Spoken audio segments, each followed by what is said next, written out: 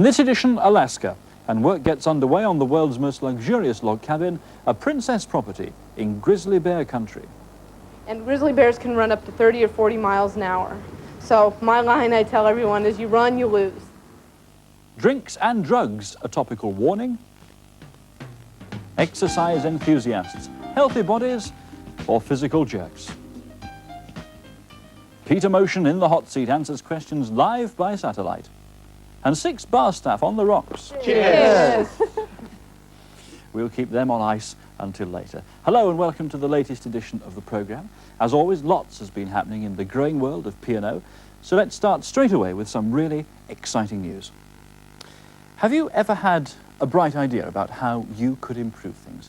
Cut costs, save money, increase efficiency, or passenger service?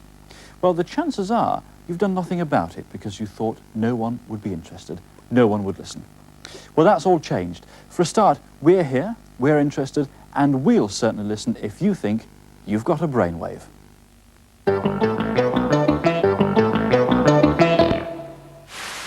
If you have a brainwave which will save the company money, you'll receive a slice of the savings, and you could be in line for some really big cash rewards. Hugh Scrimger, the Assistant Managing Director of P&O Cruises, is one of the senior executives looking after brainwaves, and that gives you just a clue as to how important they consider your ideas to be. It was on board the Royal Princess that he told Linda Lewis all about brainwaves. Well, if anyone has a brainwave, then what I suggest they do is to write in to Christopher Stewart Smith or Alan Langley or myself at our new office in New Oxford Street, and we shall then respond to that brainwave and ensure that it's evaluated properly in the management meetings that we have monthly or 6 weeks throughout the company.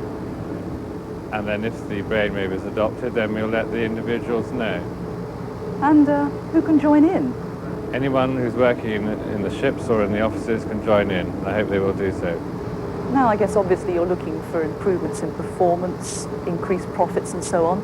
But what's in it for the people who have these cost-saving brainwaves? Well, if we're able to secure improvement in profits, then what we would wish to do is to make sure that anyone who has a brainwave gets a slice of the action. How much?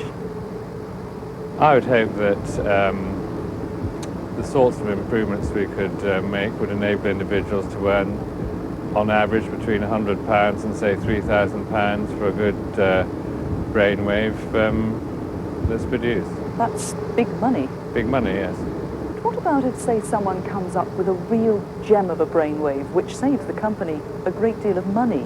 Well, I hope that somebody will do so, because we have a cost base of, say, £300 million, and it's quite conceivable that somebody could think up a way of saving the company £500,000 a year. And if they do so, then they'll certainly hit the jackpot. It sounds very exciting and profitable all round. When does it all start? It starts immediately.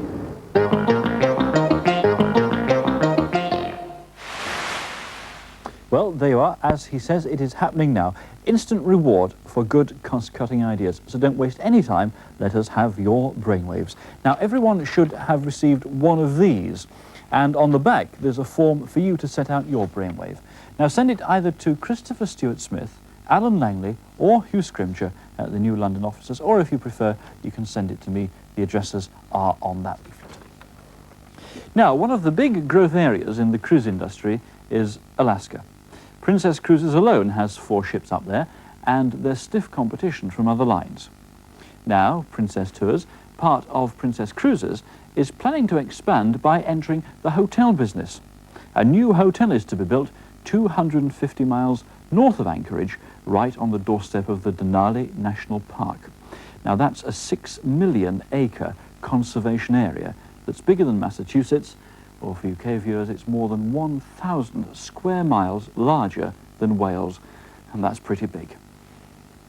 It's an imaginative project which will open up stunning scenery and exotic wildlife to many visitors. Welcome to Denali Park and the site of our new hotel. Our hotel will be comprised of 150 rooms.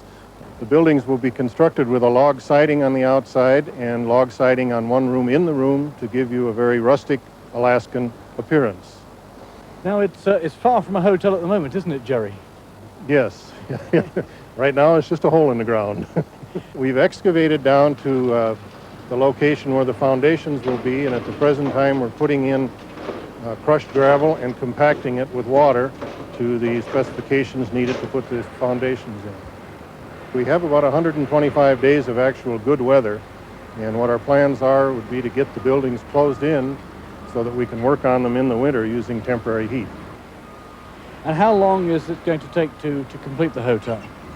Well, our opening day is the 22nd of May, 1987, and so we anticipate being complete at least a month prior to that so we can get the furniture in it. Now, how about sort of basic things that we would take for granted in a more sort of built-up area? Things like water, for instance. What do you do then? Well, this, of course, is a remote area. We have to drill our own wells. We have to provide our own sewer system. And our electricity is public power, but that's the only utility available to us. We have drilled the first well. It's 140 feet deep. We will drill an additional well for backup so that we're always sure to have water. The water is drinkable, however, it has a good deal of sediment in it, and we will be processing it before we use it in the hotel. Do you get bears wandering through the site? Well, occasionally we will in the early spring when the moose are dropping their calves. But once the season has started, why, they're pretty well back in the park. This is a bear-resistant food container, and we've designed them at Denali Park so that bears and people don't mix in negative kind of ways. And what we require is that you put all of your food and all of your trash, get human food, and begin to associate people with food. When you set up camp, what you want to do is you want to store this thing 100 yards downwind, downhill of where you're camping. It's pretty important that it's downhill because we've had bears kick them down onto people's campsites. You also want to cook 100 yards away from where you're camping, okay? There's one basic rule you have to remember at all times. It's never run from a grizzly bear. If you run from a bear, you look like one of two things to that bear: prey or some kind of threat. And grizzly bears can run up to 30 or 40 miles an hour. So my line I tell everyone is you run, you lose immediately. Never run. The thing to do is to stand your ground and wave your hands above your head, clap your hands in a loud way, and talk loudly to the bear. The idea is you want to let it know you're a human being. Bears don't want to eat humans. They just don't want to be bothered by them. If the two of you are there together, stand close together. Bears are nearsighted, and they'll think you're one big thing, and they won't want to bother you as much. There have even been times when bears will stand on their hind legs, and they'll squint, and they're looking to see what you are. That's not an attack stance. It's a squinting stance, like what's out there. And the rule of thumb there is respect the bear's space. And bears need a lot of space. So you're the visitor. You walk around. You wait till that bear passes. You know, people want to get in and take photographs and this and that. You know, respect the bear's space. We're open 121 days from approximately the third Friday in May to the third Friday in September. Beyond that, it's pretty cold. No visitors? No, not at 50 below with 40-mile-an-hour winds. It's not a very popular spot in the winter.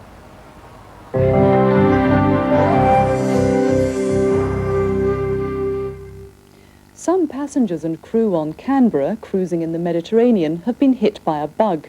Press speculation that the short-lived and minor illness was linked to the ship's systems or hygiene on board has been disproved. Alan Langley, managing director of P&O Cruises, says none of the equipment on board has contributed to the illness. A thorough analysis of water and food supplies has given both an unconditional clean bill of health. It now looks virtually certain that the illness was caused by Norwalk virus, brought onto the ship by a passenger or crew member. Since the publicity given to the Canberra bug, details have emerged that similar outbreaks have been occurring in a number of parts of Britain for some time. The managing director of Canberra Cruises, Brian MacDonald, has described some of the reporting of the illness as inaccurate and exaggerated, and when asked what advice he would give to intending passengers, he replied, "Carry on cruising," advice he intends to take himself. He's about to join Canberra with his family for a cruise to Madeira and the Canaries. The Pacific Princess has been voted Ship of the Month by American magazine Ocean Cruise News. Paul Astbury has joined Princess Cruises as president of the newly formed division Princess Services. He'll have responsibility for all the design and delivery of hotel services to passengers throughout the 5-ship fleet. He'll be working closely with Pietro Corsi, who's been with the company for 15 years and has been appointed Senior Vice President. And Chief Officer Martin Reed of the Pacific Princess has been promoted to Commander in the Royal Naval Reserve. The 4 crew members from the Sun Princess, who raced their ship the 57 miles through the Panama Canal and just got pipped at the post, raised £3,645 for Spina Bifida charity.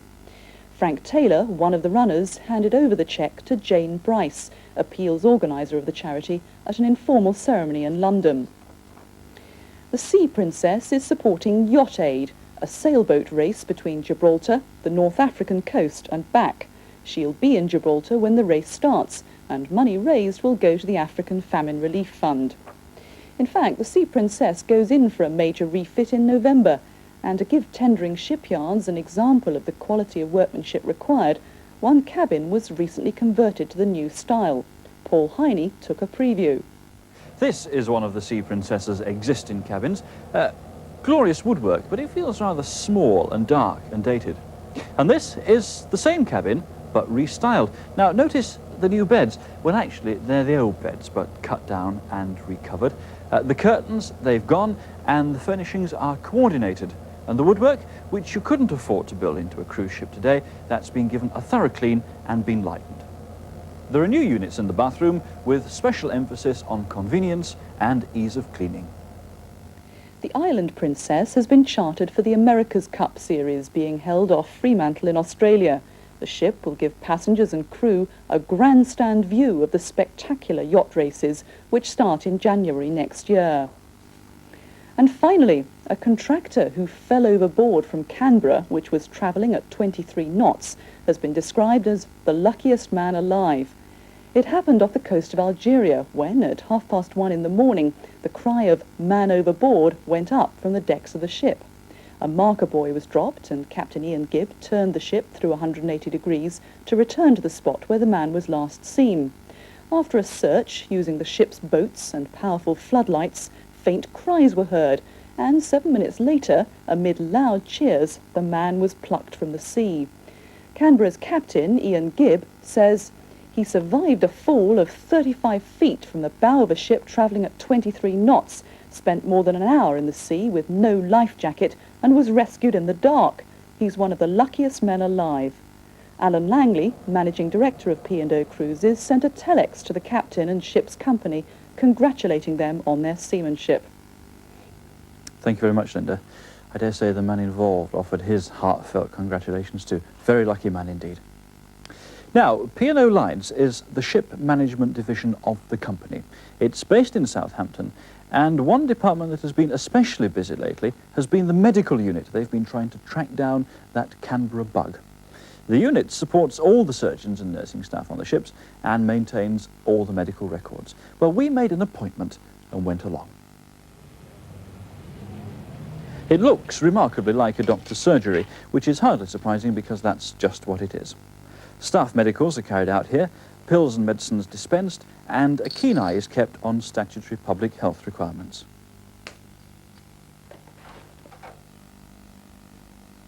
They also maintain more than 7,000 medical records on sea staff, shore staff and passengers. There's a mandatory medical for every member of staff at sea, once every 5 years if you're under 40, once every 2 years if you're over 40. That's British maritime law. The Southampton Medical Unit is a support for the hospitals and medical staff at sea. This is the very latest hospital on the Royal Princess. We have consulting rooms and a waiting room and a dispensing area and a nurse's office. We have 3 small wards. We have an intensive treatment area, and we have a small operating theatre, cum treatment room, and an X-ray developing room alongside that. We have heart attacks, we have strokes, we have broken bones and dislocations from time to time. It covers a broad spectrum of just about anything that can happen to, 1,700 people can happen to this crowd of 1,700 people. Dr. Robin Evans there, surgeon on the Royal Princess. Now, joining me in the studio is ship surgeon Dr. John Evans. John, one imagines that a ship's doctor's entire life is spent looking at sunburn and seasickness. Is that the case?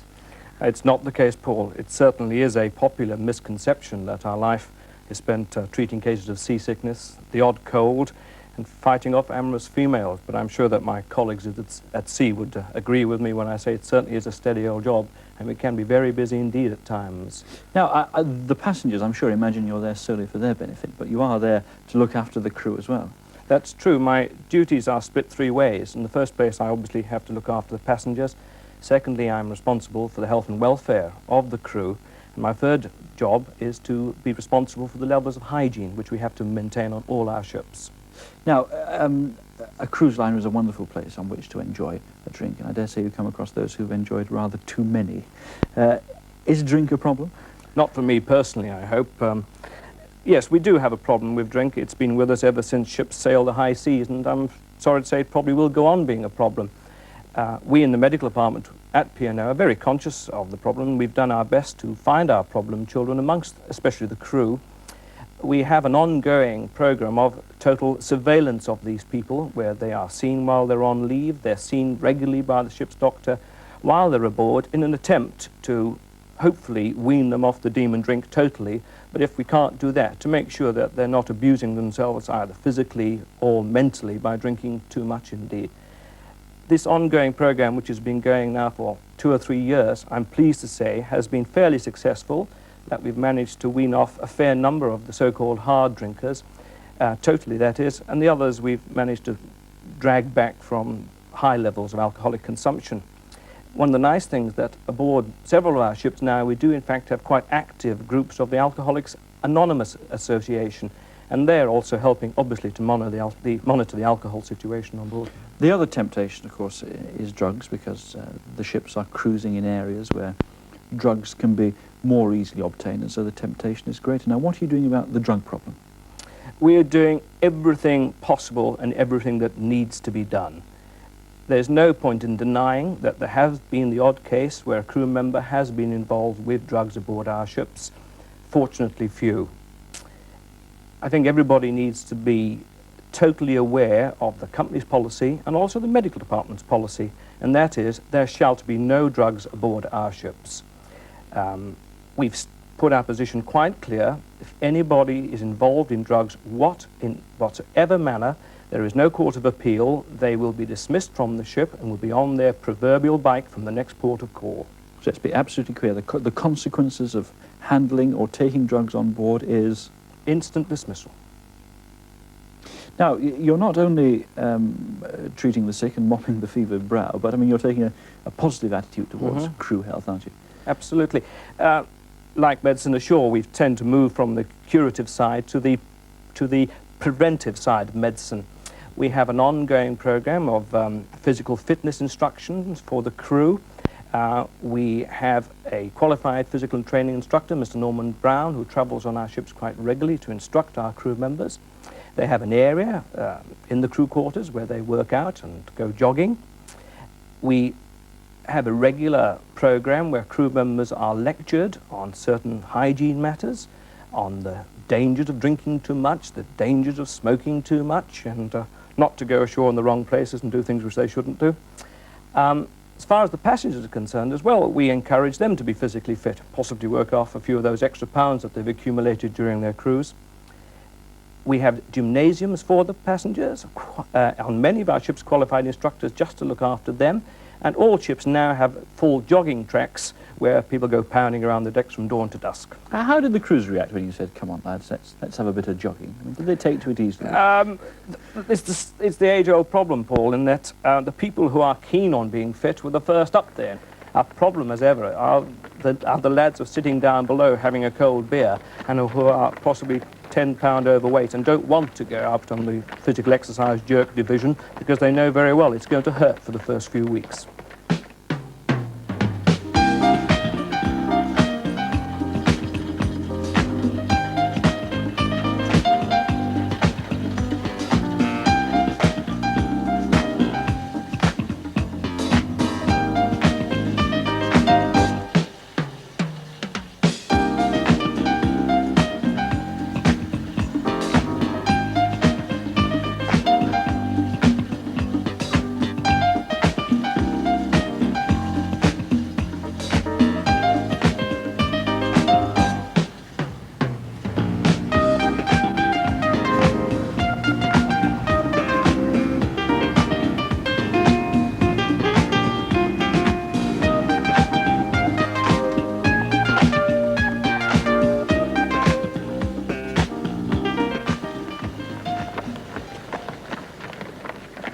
I wonder if you recognise any of them from that view. The staff on the Royal Princess there, keeping in trim. And incidentally, once round that deck is a quarter of a mile.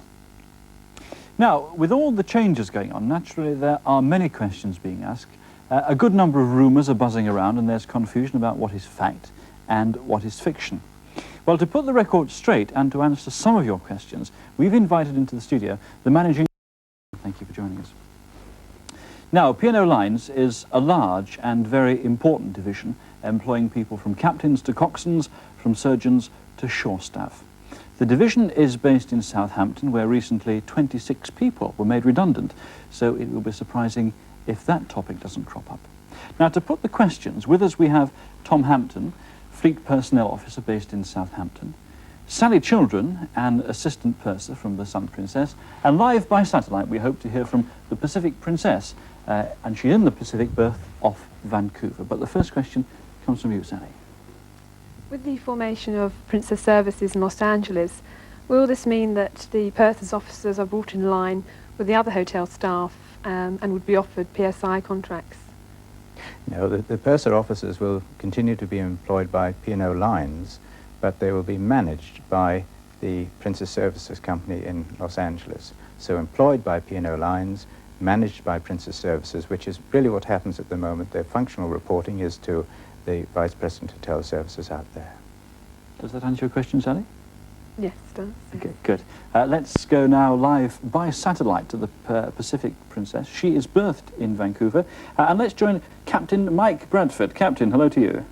Yeah, and a very good morning to you from the heart of Expo, where we're alongside Canada Place. The first question will be given to you by our only deck cadet, Cadet Sabat. Here he is. I am now within a few weeks of completing this cadetship. Could you possibly tell me what are my prospects of future employment or that of any other cadet following my completion, sir? Well, the deck cadet situation is not as healthy as the engineer cadet situation. But to give you a frank answer, I can't see that we'll be able to offer all the deck cadets we have a job with P&O Lines. There's very, very good chances. But I'm afraid not everyone will be satisfied with us, purely because we don't have the berths in the ships. Thank you very much. Let's go to the next question now from the Pacific Princess. Yes, good morning, sir. What style and scope of management do you wish to develop on board the West Coast ships? Well, whether it's West Coast ships or Canberra, we want onboard management to be positive, we want them to be firm, and we want an open management.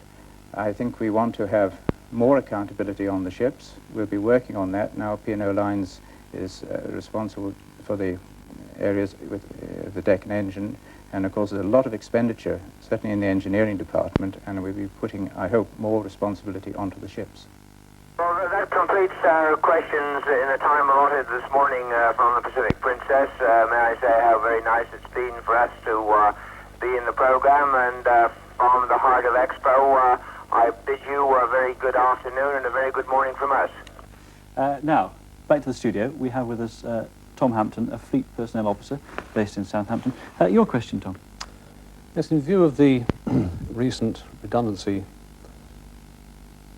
scheme, do you feel it was necessary to make so many people redundant at this stage in view of the fact that we haven't as yet completed the shipboard reorganisation?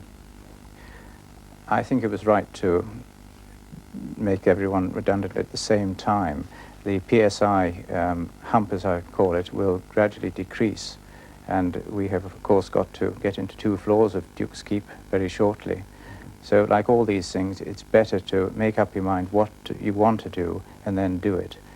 There'll be a bit of extra work in the meantime, but things will go smoothly after that, I'm sure. Further question? With the separation now between Canberra Hotel Management merging with Canberra Cruises from the 1st of August, it will still be possible for people to change from West Coast ships to Canberra Cruises, or will that be kept separate at all? No, change will occur. Again, P&O Lines manages the 6 ships, and there will be interchangeability between Canberra cruises and the West Coast. Good. Thank you very much for those questions, Tom and Sally. Thanks for joining us. And thanks, of course, to everyone who's put questions. And thank you also to Peter Motion for such frank answers. Do you feel well and truly grilled? It's a pleasure. I'm used to being grilled. Do keep the questions coming in. You can either write to me direct or you can telex your questions through the Southampton office. Remember, any questions you like, absolutely no holds are barred. Right, now it's cocktail challenge time. And just take a look where the bar staff of the Royal Princess took our film crew for a drink. It's practically Arctic. Hello and welcome to Mendenhall Glacier. This is Royal Princess's entry to the cocktail challenge. We called it a glacier slide, what else? First we need some ice. We're going to start off with half an ounce of vodka, half an ounce of Bacardi, half an ounce of triple sec, a mere suggestion of blue curacao, followed up by lemon juice and pineapple juice.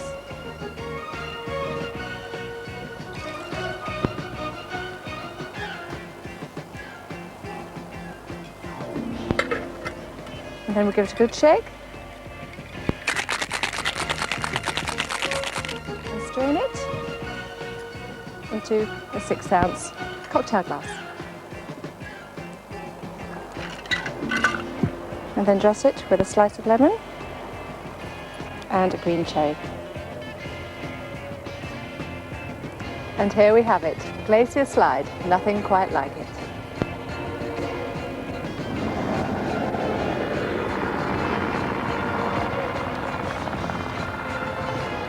Cheers!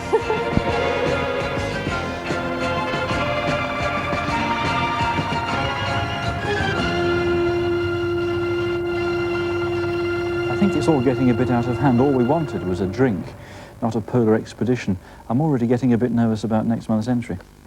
A reminder that if you want to send a copy of this video to friends, it as much as you like. If you prefer, we can post a new copy for you, and the details are on the playbill, which everyone should have received. Now, don't forget to let us have your brainwaves. I do look forward to giving you news of the first successful idea, so the best of luck with that. In the next edition, we'll be taking a look at how computers have made the Royal Princess a cash-free ship. We have a report on a spectacular train journey deep into Alaska, and we'll be sailing amongst the icebergs of Glacier Bay. There are full details of cheap cruises for staff and families, and Mary speaks out for just about everyone. We're not very impressed with these at all, Paul, so you take it and see what you can do with it. All right, Mary, join me for the next programme. I might just have got some good news for you. Until then, take care, good cruising.